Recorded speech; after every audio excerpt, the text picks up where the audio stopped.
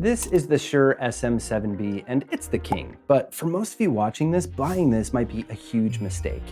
And in the next 7 minutes, I'm gonna prove that a $70 microphone can sound almost identical to this $700 setup. And in fact, how most users will get better sound with the $70 microphone than they would with this, and I'll explain why. I will show you the only 3 podcasting mics worth your money, and I will put them to a blind test, and I guarantee you're gonna be shocked by the results. And at the very end, I will reveal a secret technique that top-tier podcasters are now using to get that perfect audio without having a mic in their face at all. Yeah! Ready? Hey, welcome to PSS. I'm Steven, and quickly so you know you're in the right place, my journey with microphones started as an audio engineer in Hollywood studios, but for the last 7 years, my real passion has been coaching hundreds of creators just like yourself to get that professional sound without any frustrations. My only goal here is to help you get it right the first time. So let's get to the mic showdown. The showdown. 3 mics to rule them all.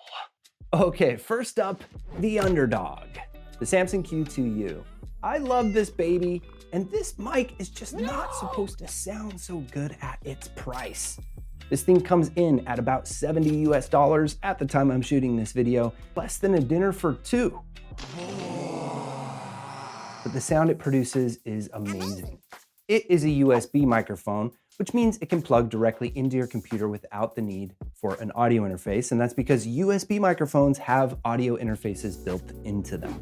And because it has an audio interface built into it, there is a headphone jack on the bottom of the mic.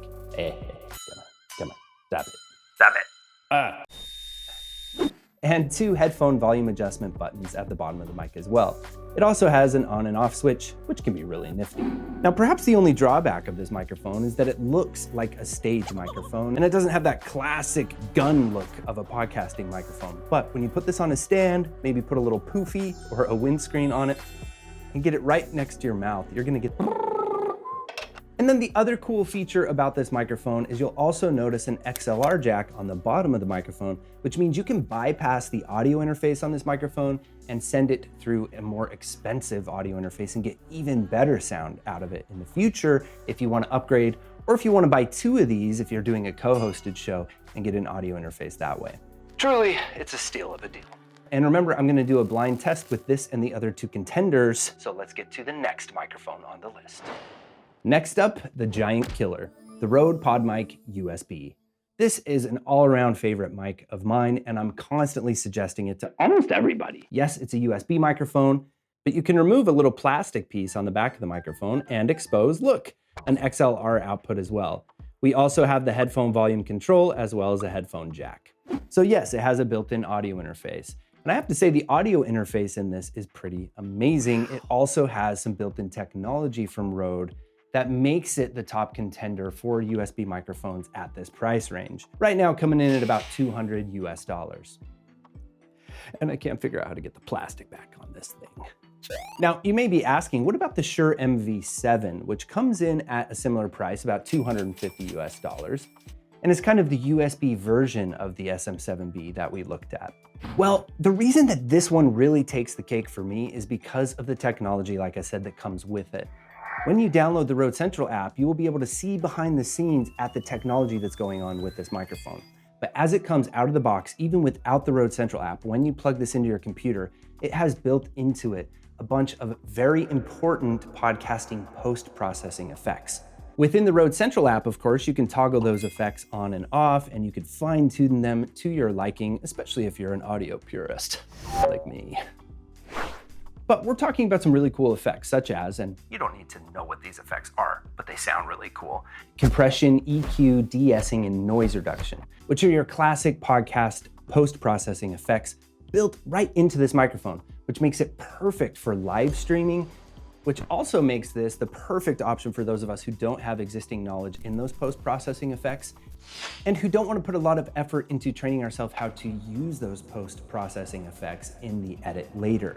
So here, your voice sounds ready, free of noise, free of that hum or buzz that might be present in your room, compressed and present, ready to go out of the box. And again, you can always use this with an audio interface, bypassing the audio interface that comes with the microphone, and get even better results if you're using a Primo audio interface. And we're going to talk about that when we get to the next microphone. but all audio interfaces are not created equal. Now, if you're gonna go that route and you're gonna do the co-hosted show, you can always opt for the Rode PodMic. This is not a USB microphone. It's just the microphone without the built-in USB. You'll see it just has the XLR output on the back. Because of that, this goes for only $100 US, and you could get 2 of these and use an audio interface, and you'll be cooking with gas. Also, you'll notice that both of these microphones have more of that classic podcast look that we've grown to love. Again, we're almost to the blind test, but we have to reveal the third on our list. And I have to take a little potty break. And the third contender, the Pro Standard, the Shure SM7B. Now this guy is a standard for lots of reasons. One, because it was made famous by all of the famous podcasters. Joe Rogan.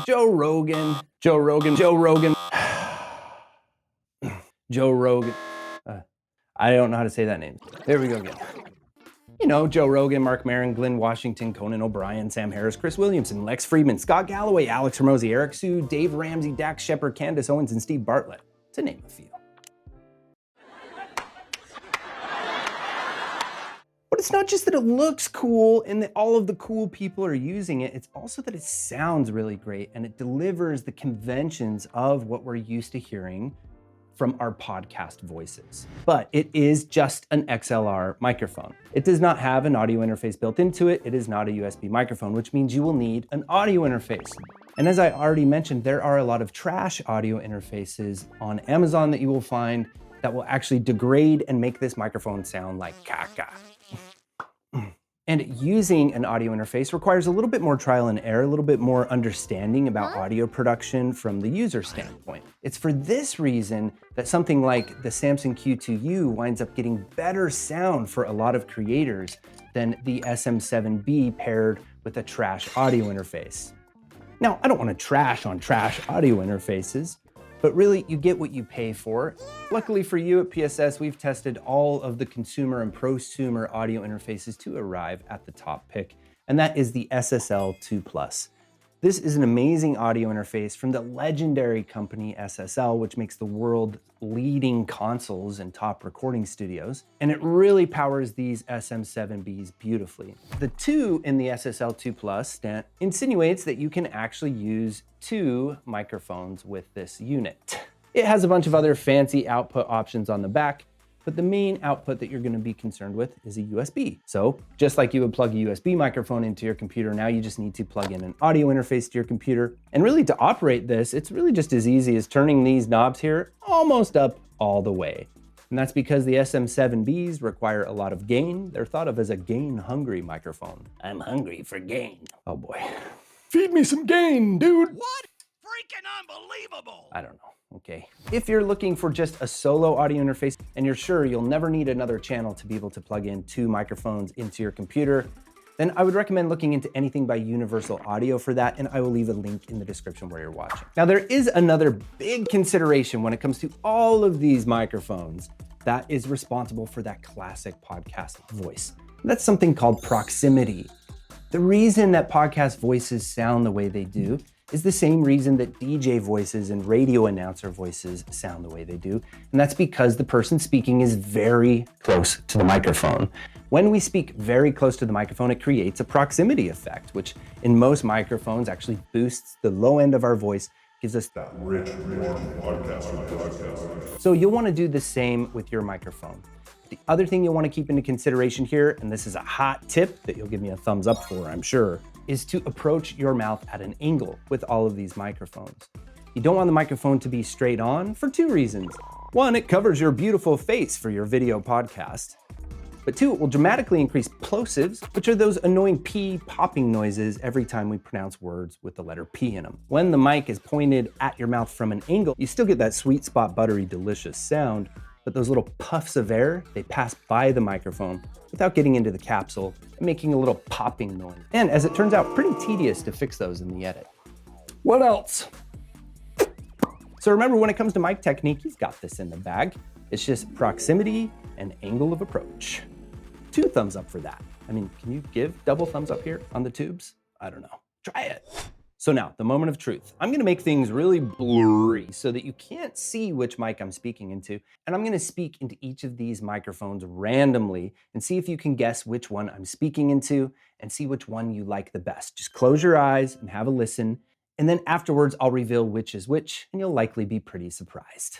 Okay, first up, here we are. This is microphone A. I'll reveal which one it is in a second. Can you guess which one it is? Let me know in the comments, and I'll speak a sentence in here. Sibilant snakes slither silently while big bassy bears bellow boldly. Can your mic catch the whisper and the roar? And here we are on microphone B. I'll keep it secret and reveal it to you later. What do you think of the sound? Is this your favorite? Did you like it more than A? Do you have a guess at which one it is? And here's a sentence. Sibilant snakes slither silently while big bassy bears bellow boldly. Can your mic catch the whisper and the roar? And last but certainly not least, can you guess which microphone is microphone C?